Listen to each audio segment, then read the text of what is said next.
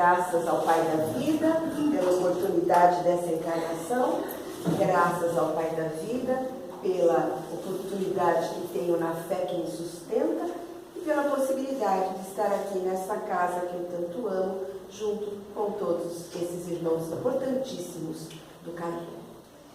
Eu gostaria de dizer primeiramente que, como foi dito, eu sou advogada. Eu não sou psicóloga, psiquiatra, psicanalista. Então, os conceitos que eu vou passar aqui sobre depressão é um alerta para algumas questões, mas obviamente não terá o aprofundamento que alguns, porventura, esperem. Principalmente porque a depressão vem com uma solidão, geralmente relatada, e quem trabalha na área da psicologia talvez até possa depois complementar o que vou falar. Mas eu faço atendimento fraterno na casa espírita e geralmente essas duas questões vêm juntas. E é por isso que eu tomei a liberdade nesta noite de tentar abordar sobre isso. Eu juro que eu não estou enxergando onde eu tenho que clicar. Aí, pode clicar. Muito bem. A solidão é, na atualidade, um dos mais graves problemas que desafiam a cultura e o homem. Existem os solitários por livre opção. Pessoas que se sentem bem sozinhas, pessoas que se sentem bem consigo mesmas. A solidão não é dolorosa para eles, às vezes até é uma opção. E aqueles outros que se consideram marginalizados ou são deixados à distância pelas conveniências dos grupos, aqueles que não são aceitos, aqueles que pensam diferente da maioria, aqueles que sofrem preconceito, aqueles que sofrem homofobia, aqueles que sofrem uma rejeição da família, da sociedade, do grupo. E aí, esse afastamento é doloroso, é mágoa, é tristeza. A mídia exalta os triunfadores para vender imagens e ilusões breves, continuamente substituídas graças à rapidez com que devora as suas estrelas. Gente, outro dia acordei mal, mas eu estava tão mal. Sabe quando você acorda mal, você olha no espelho e fala, credo, não postei nenhuma foto no Facebook, né? Eu esperei melhorar a cara, melhorar o dia, melhorar as circunstâncias, para daí postar alguma coisa no Facebook. Se bem que tem uns que dizem assim, tô de luto, não conta de quem, não sabe o que é aquela curiosidade. Mas por quê? E nós nos perguntamos, nós somos seres gregários, nós viemos aqui para conviver. O que nós estamos fazendo aqui? Podíamos estar em casa, jogada no sofá, vendo alguma bobagem qualquer. Mas nós estamos aqui, porque essa troca de olhar, essa troca de afeto, o abraço que você dá naqueles que você já conhece, o sorriso de reconhecer, uma carinha amiga, é tão importante para nós. Nós, que antigamente nos reuníamos à volta de uma fogueira, quando não tinha energia elétrica, quando não tinham outras coisas que nos distraíssem, desde os homens antigos até aqueles que viveram na roça durante um tempo, que era tudo muito mais difícil, a iluminação, a televisão, e nós fomos cada vez nos individualizando mais. Tanto que dentro das nossas casas existem os filhos do quarto, que não são mais filhos nossos, são filhos do quarto, que para ficarem calados, quietos, mansos, para nos dar o sossego que por vezes nós precisamos, eles ficam entregues às redes sociais. Como nós vemos acontecer casos de assédio, casos até de estupro virtual. Por quê? Porque estão solitários. Antigamente, criança não interrompia a conversa de adulto. Pelo menos no meu tempo, né? Vocês são mais novinhos, mas no meu tempo a gente não podia interromper. Mas a gente participava ouvindo. E como nós aprendíamos ouvindo os causos comentados pelos nossos pais. Porque nós tínhamos um direcionamento, isso é certo, isso é errado, isso deveria ter sido assim, deveria ter sido assado. Hoje as crianças aprendem pelo TikTok como se comportar em algumas situações. E esse afastamento que nós estamos vivenciando e presenciando tem um peso muito doloroso, muito solitário.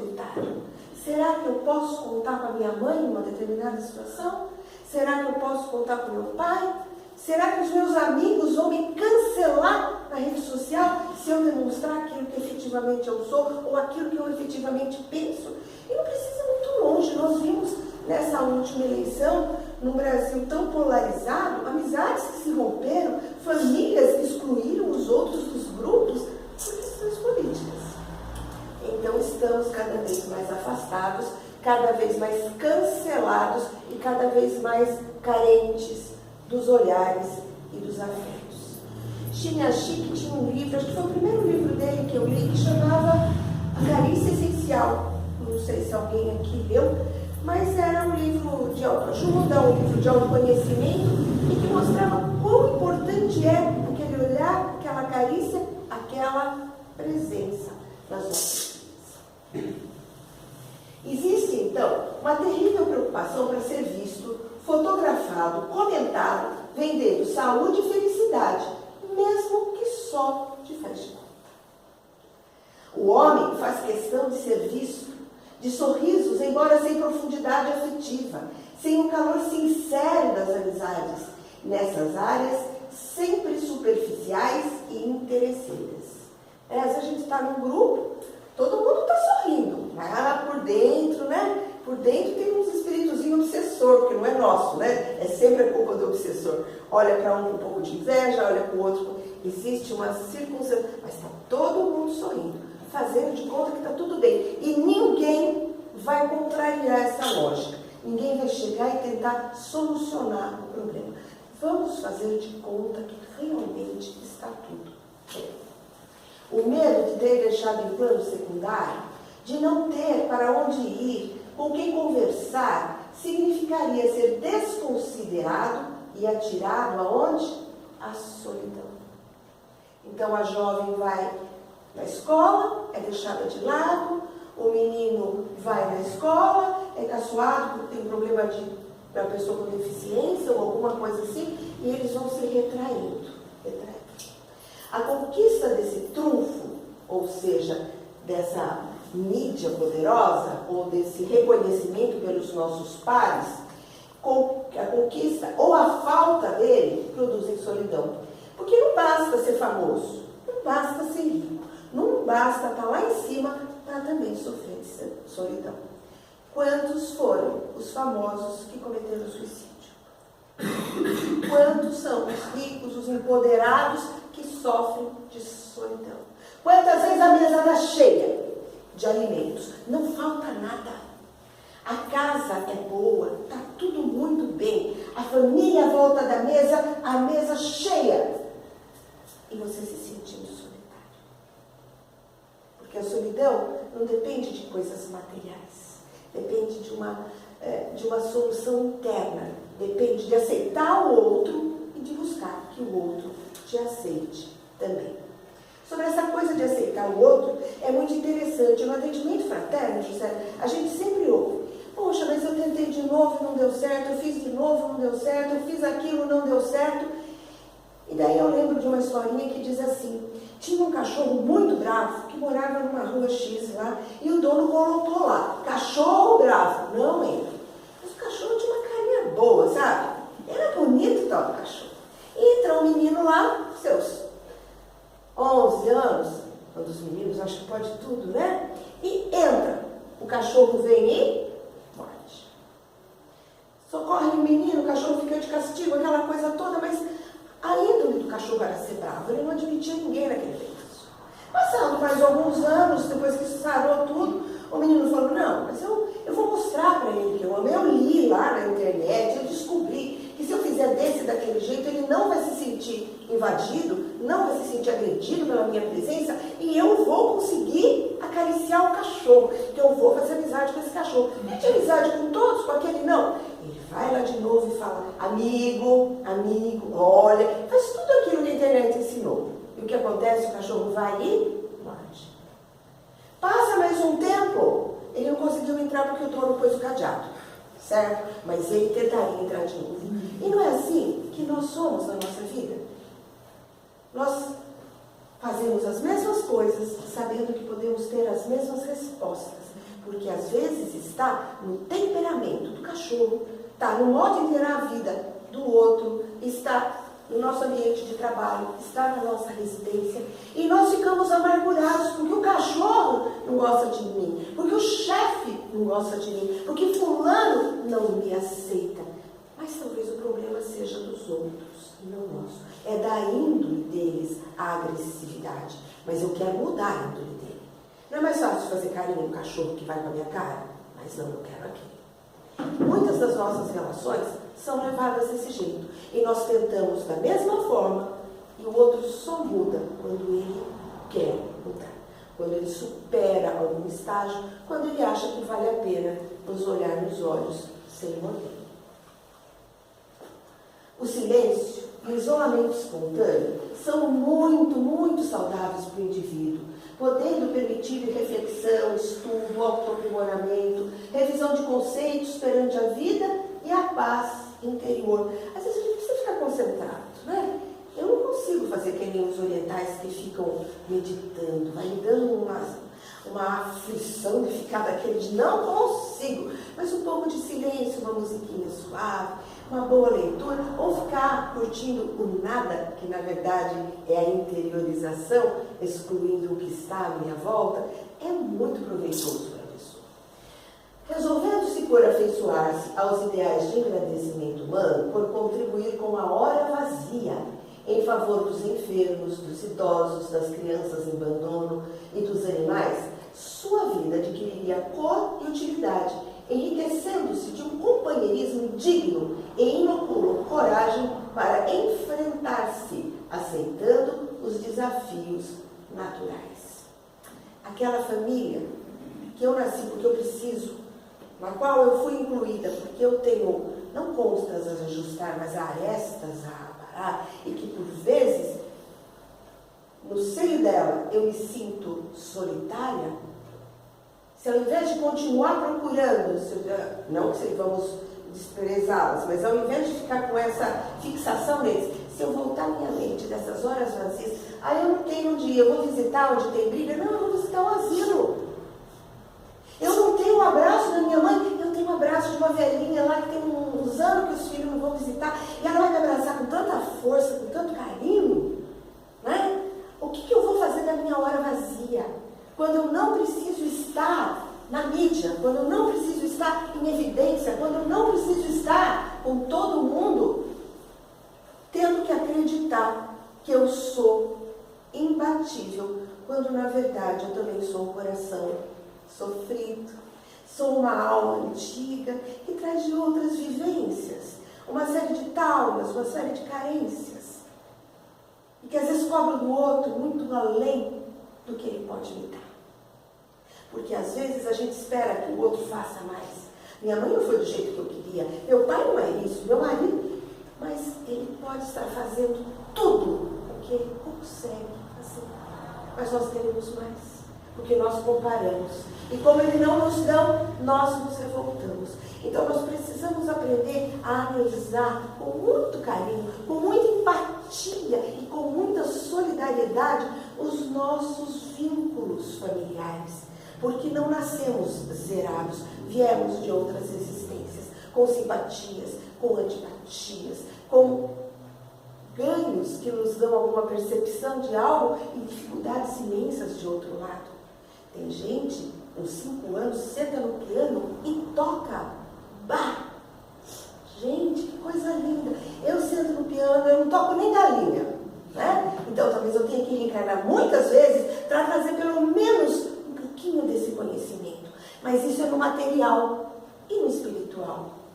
Será que nós sempre fomos calmos, mansos e cordatos, doces e companheiros? Será que essas pessoas que hoje não nos aceitam tanto quanto nós gostaríamos, será que lá no fundo, mesmo analisando que nesta vida a gente não fez nada para merecer aquilo, talvez não tenha assim um certo receio, porque nós trazemos para com essa pessoa uma situação traumática? E aí a gente não vai se colocar na situação de vítima, não. A gente tem que se colocar, talvez eu tenha perseguido tanto que agora ela me olha com um certo receio. E nós precisamos quebrar isso. Mas como a gente muda o outro? só com autoconhecimento. Eu faço a minha parte. Estou sempre disponível ao outro. Minhas portas, malemar encostadas, nunca fechadas, sempre prontas para ser abertas. Mas se alguém tiver que dar o primeiro passo, que seja eu. Porque mesmo que não dê certo, eu teria a consciência tranquila de ter tentado. O homem solitário e infeliz é alguém que se receia encontrar, que evita descobrir-se, conhecer-se, assim ocultando a sua identidade na aparência de infeliz, incompreendido, abandonado, um coitado. Superação. O medo da solidão, portanto, deve ceder lugar à confiança nos próprios valores, mesmo que de pequenos conteúdos, porém significativos para quem os possui. Poxa, mas o que eu sou? Eu sou um nada, eu sou um ninguém. Se me comparar com, eu não me comparo com, eu me comparo comigo mesmo. Como é que eu fui ontem? Como é que eu fui anteontem? E vocês vão lembrar que há 10 anos atrás nós éramos mais irritáveis. Que antes de conhecer o Espiritismo, nós éramos mais críticos. Que antes de uma série de coisas acontecer na nossa vida, nós éramos mais iludidos. E em caráter de reencarnação, nós podemos dizer sem medo de errar, somos a melhor versão de nós mesmos.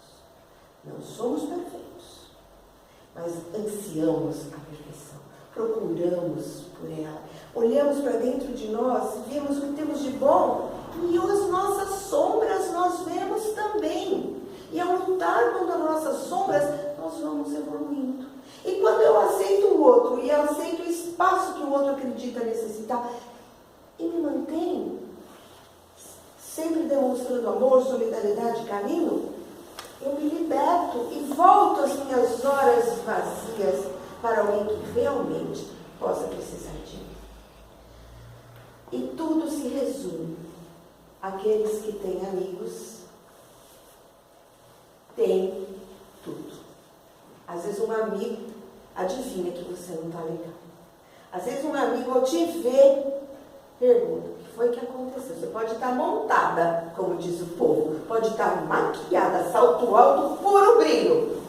O teu amigo fala, o que é que você tem? Porque somos todos filhos do mesmo pai. Às vezes não é a família de sangue, mas a nossa família espiritual está ali e nós a compomos todos os dias. Jesus, o psicoterapeuta excelente, ao sugerir amor ao próximo como a si mesmo, coloca a mais importante conquista do homem. Conclama-o a amar-se, a valorizar-se, a conhecer-se, de modo a planificar-se com o que é e tem, multiplicando esses recursos em implementos de vida eterna, em saudável companheirismo, sem a preocupação de receber resposta equivalente. Então, quando eu me conheço, quando eu me internalizo, quando eu vejo as minhas sombras, eu consigo aceitar a sombra do outro. Seja meu parente, seja aquele que trabalha comigo, seja aquele que está na rua, e qualquer atitude não me deixará mais solitário, porque eu me voltarei para outras coisas. O homem solidário jamais se encontra solitário. Porque quando eu saio para ajudar alguém, o meu mundo se modifica. Quando eu mudo, o mundo de alguém. Eu costumo dizer que todas as casas espíritas têm lá comemoração do Dia da Criança, comemoração do Natal, né? E eu vejo muitas pessoas que trazem roupas novas, roupas usadas, brinquedos novos, brinquedos usados, vêm os sacos, deixam aqui e vão embora. Fizeram metade do que poderiam ter feito. Porque se eles fossem junto com a caravana do Símbolo, entregar essa roupa, esse alimento, esse presente, o olhar seria outro. Se eu falo para o meu filho, separa os brinquedos que você não quer mais, que nós vamos dar para quem não tem, eu mando uma mensagem que a gente só dá aquilo que não interessa. Eu não coloco a necessidade de uma divisão. Eu não digo para ele, vamos comprar 2 bolas, uma para você e uma para o seu amigo. Onde eu passo uma mensagem que ele está fazendo algo pelo outro, não apenas se livrando daquilo que ele não quer. E quando ele vai com a caravana no centro, e ele vai com aquela bola, que aquela outra criança chuta a bola de meia, e ela vai com aquela bola, e o meu neto, meu filho, como aconteceu, chega, entrega a bola, e os dois saem chutando a bola. É uma experiência que não tem igual. Quando é você que vai no asilo levar a roupa do amigo secreto que você tirou, e você recebe aquele olhar, às vezes aquele olhinho cheio de lágrimas, aquela mãozinha trêmula, marcada pelo tempo, que há tanto tempo não tinha um carinho, e você dá um abraço, o teu mundo te preenche. Você muda.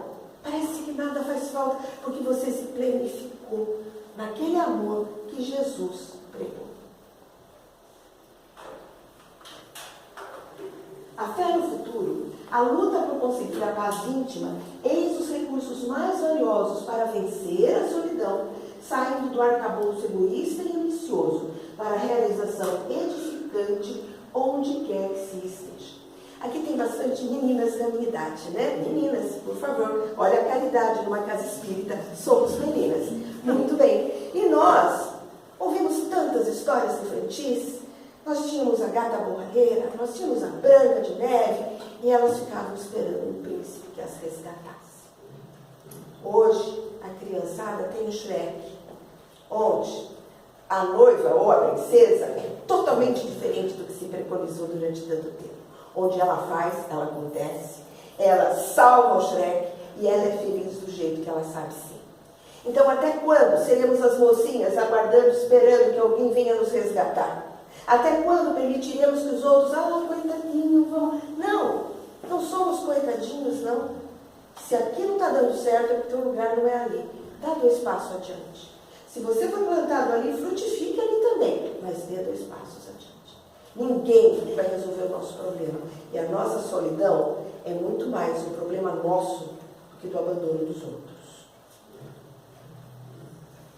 Essas palavras lindas, obviamente, não são minhas, porque nem teria condições de fazer essas reflexões, mas são de Joana de Ângeles, psicografado por Divaldo Franco, no livro O Homem Integral, ao qual tomo a liberdade de recomendar, porque é muito bom e é muito interessante.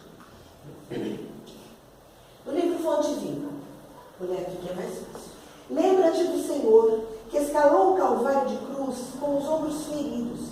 Ninguém o seguiu na morte afrontosa, à exceção de 2 malfeitores, constrangidos à punição em obediência à justiça.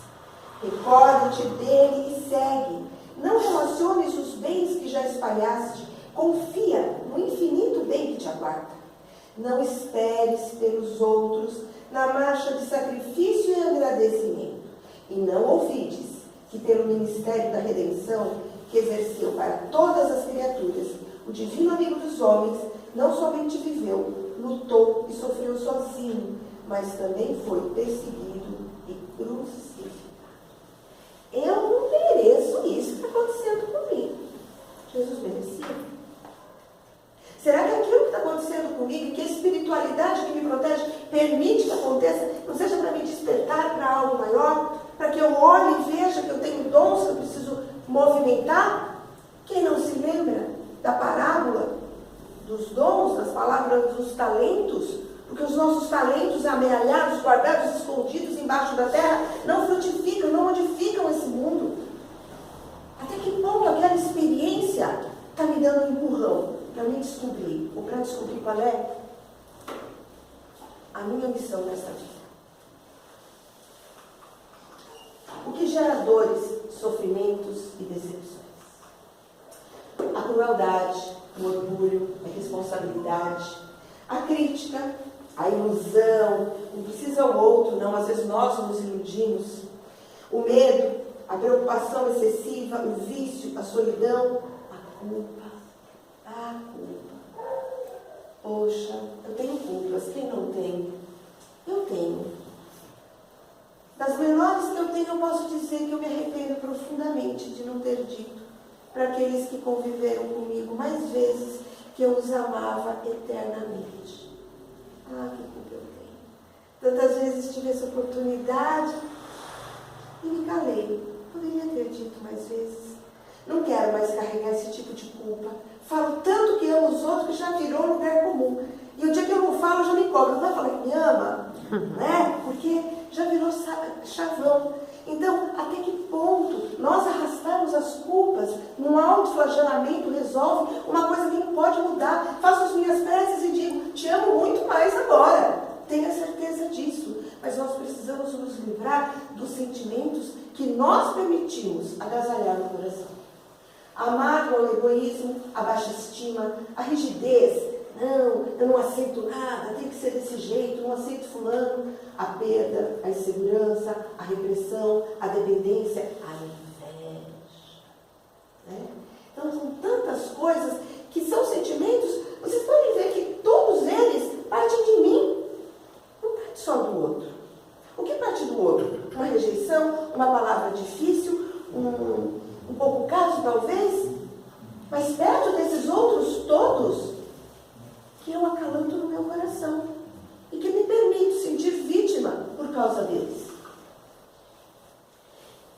Essa relação de sofrimentos está na obra As Dores da Alma, do espírito Hamed, que também faz uma profunda reflexão sobre nossas dores.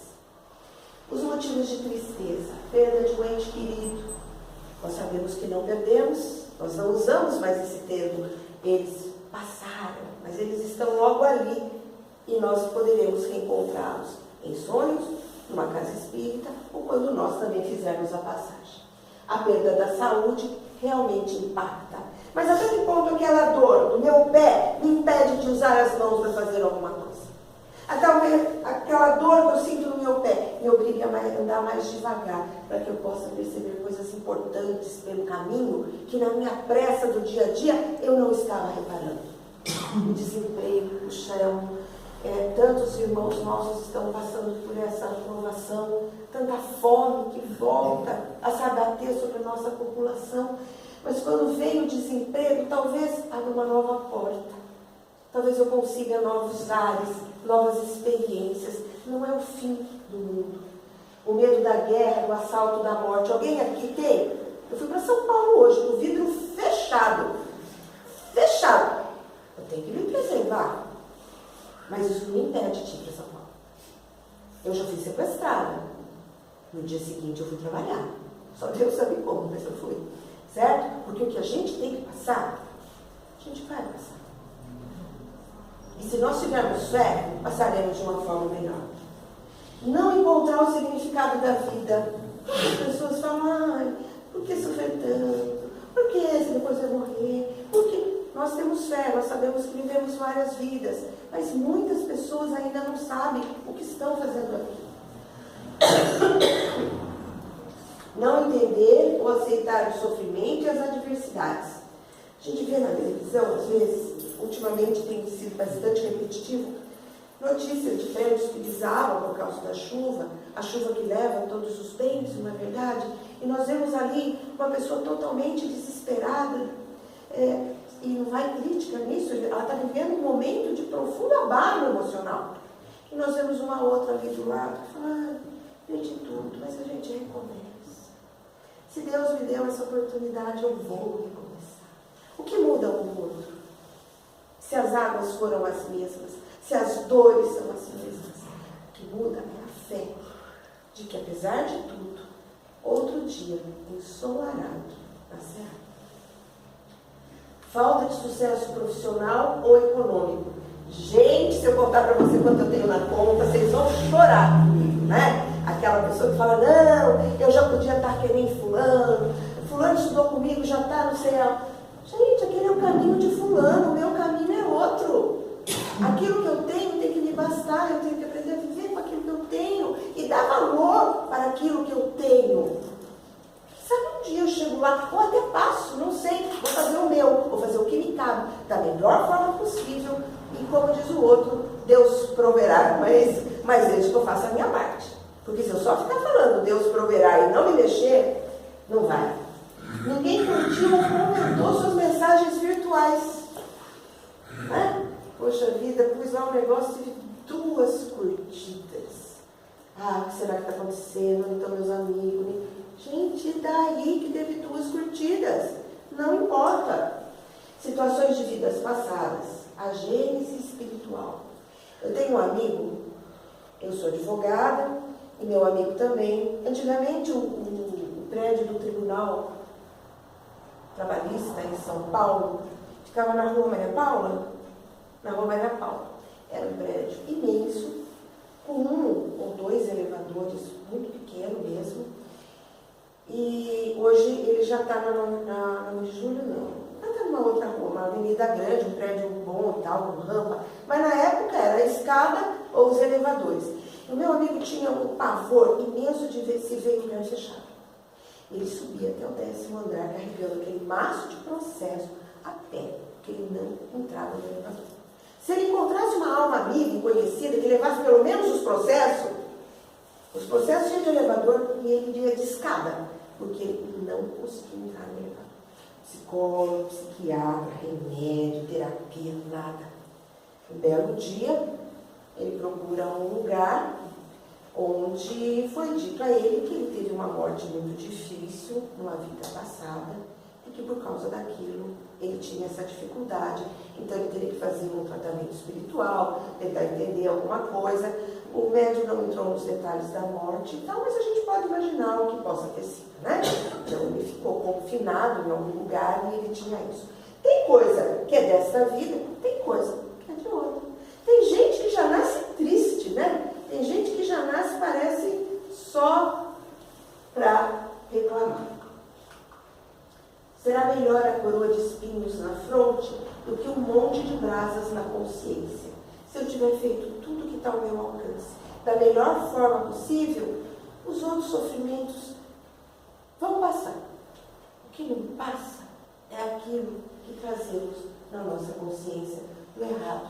Ah, mas e agora? Então não tem mais jeito? Tem, porque Deus nos dá grandes oportunidades.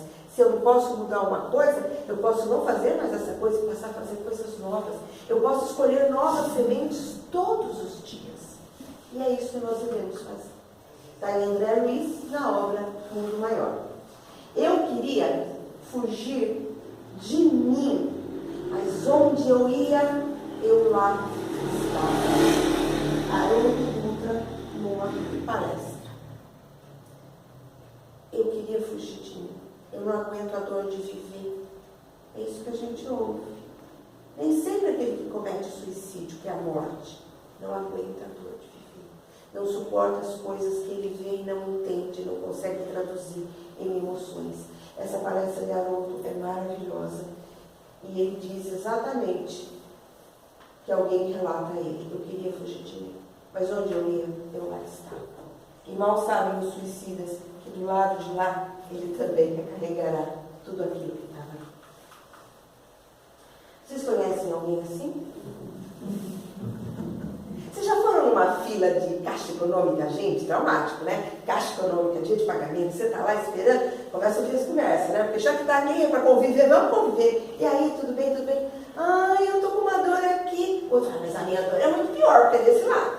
Ah, mas a minha dor é muito... Parece concorrência. A pessoa tem prazer em se dizer sofredor e ainda quer comparar uma dor com a outra, né? Ninguém chega em casa e fala assim: olha, hoje eu estava passando pela rua e vi um gatinho bonitinho, não sei o quê. Nós estamos passando na rua, teve um rapaz que empurrou uma velhinha que estava na fila, estava demorando.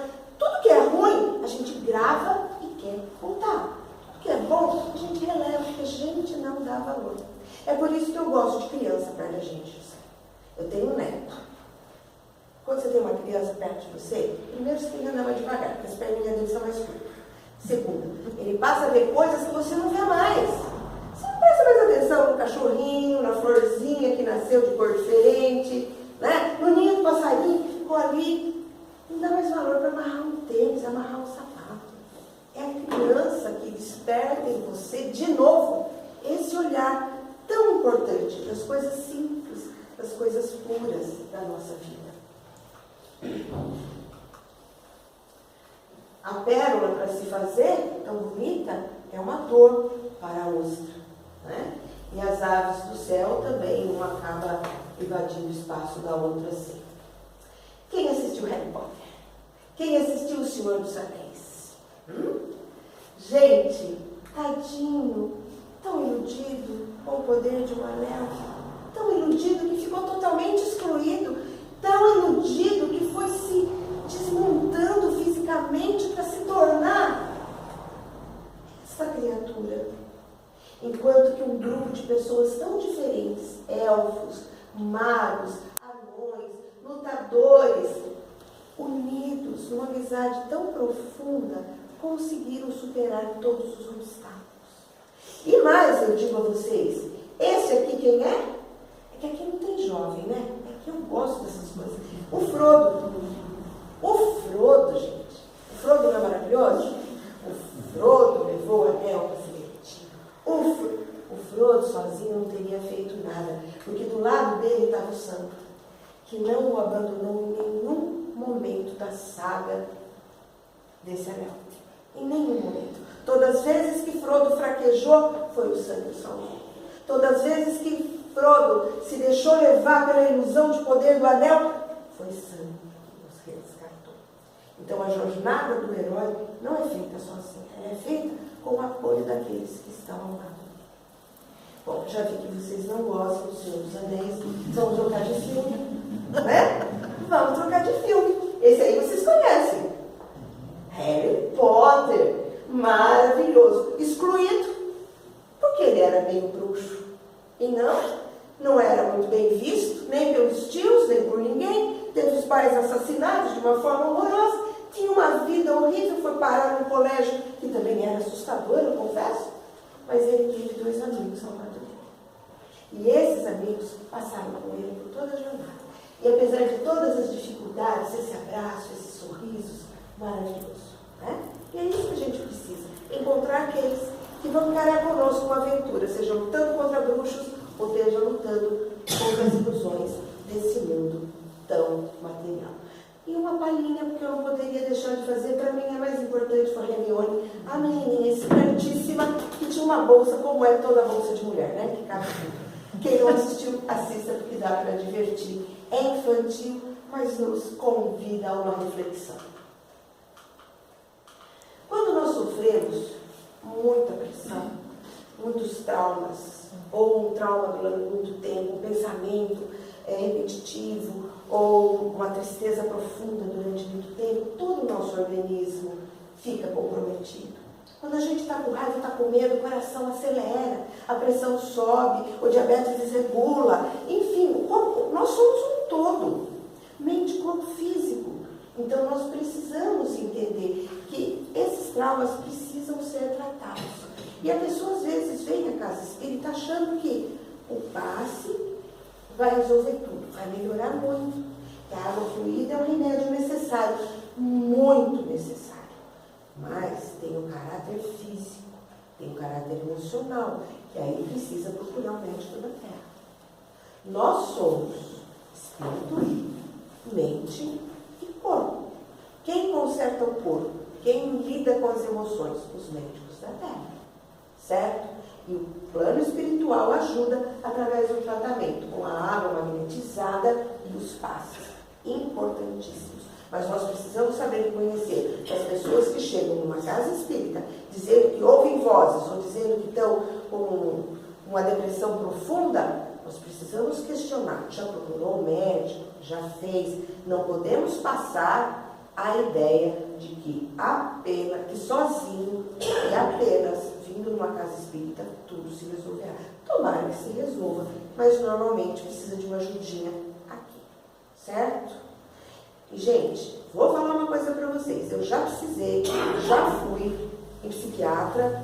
Estou bem controlada hoje, tá? Pode ficar tranquilo. Não, mas nós todos temos nossos momentos. E quando você tem uma pressão muito grande, talvez você até possa aprofundar isso, nós desequilibramos a química do nosso cérebro. Nós precisamos, às vezes, de uma medicação, nós precisamos de um atendimento especial. É uma questão física.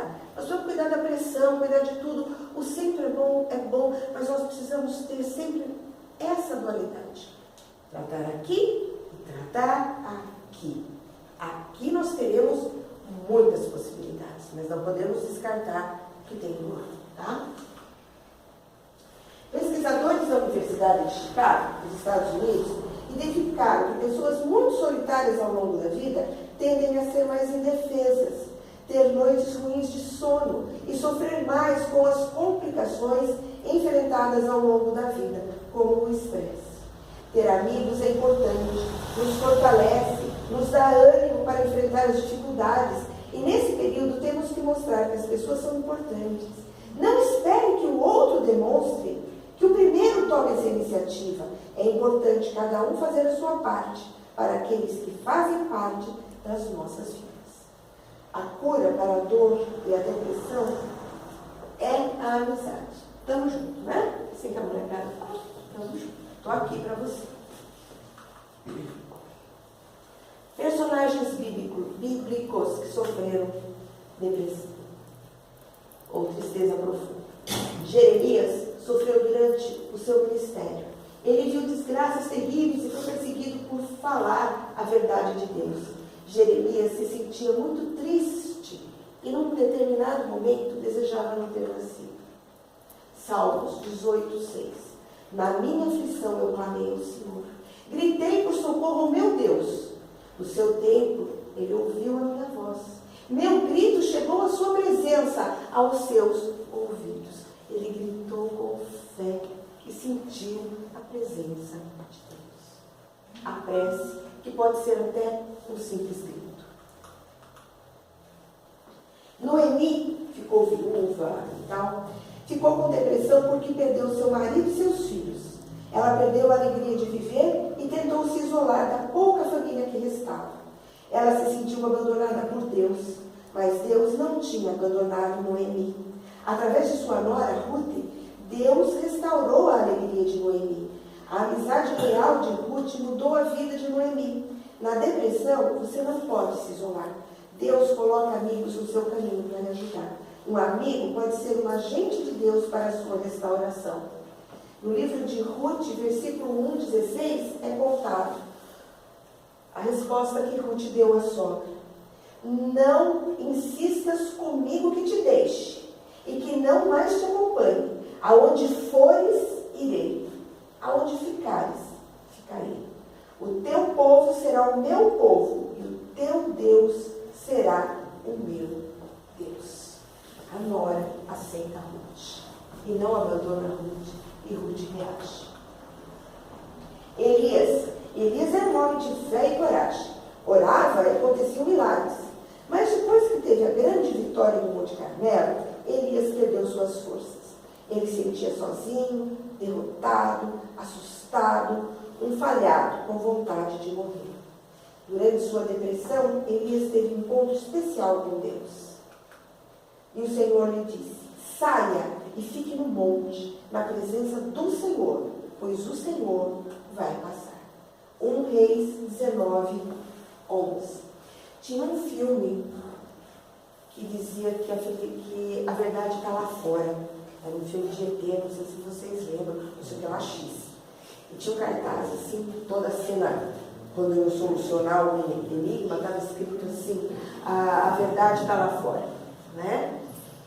E eu penso mesmo que a felicidade está lá fora. Você não vai encontrar felicidade jogada no sofá. Você não vai encontrar felicidade fechada em si mesmo. Você vai encontrar felicidade lá fora.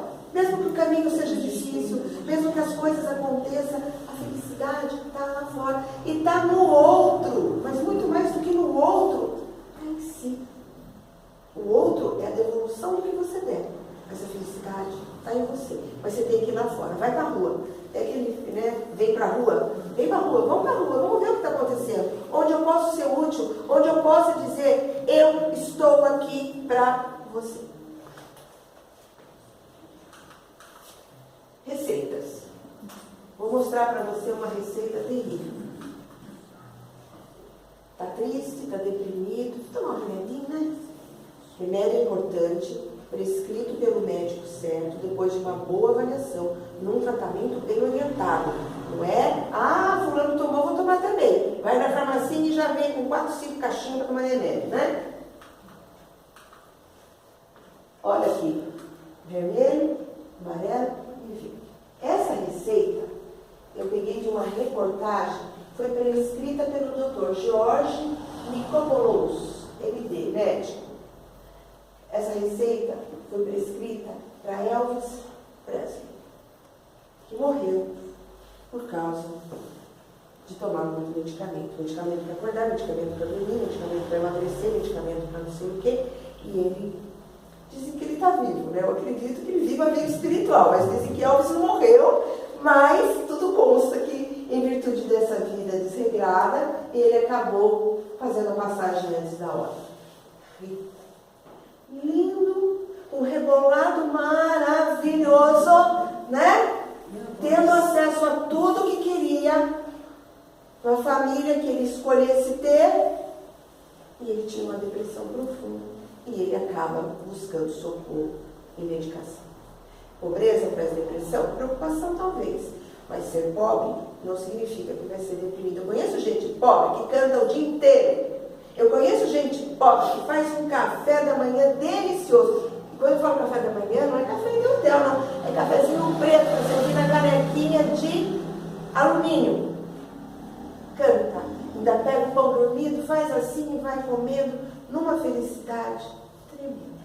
E eu vejo outros que têm tanto, mas estão lá. Terapêutica espírita. Eu estou aqui para você.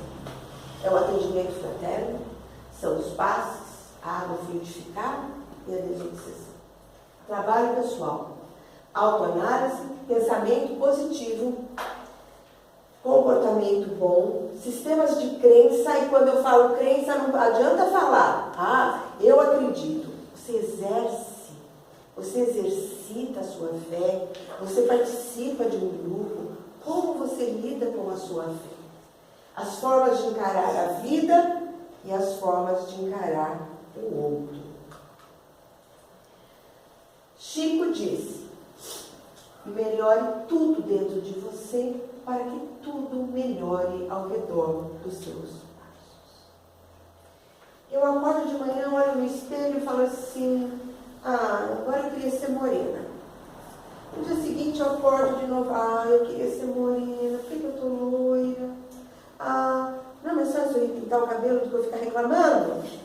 Não é mais fácil eu evitar de pôr a mão no cachorro que eu sei que é bravo, do que ficar choramingando porque ele me mordeu? Não é mais fácil eu tomar uma atitude positiva perante a vida, porque a vida reflete o que eu faço. Se eu não mudo, a resposta vai ser sempre a mesma.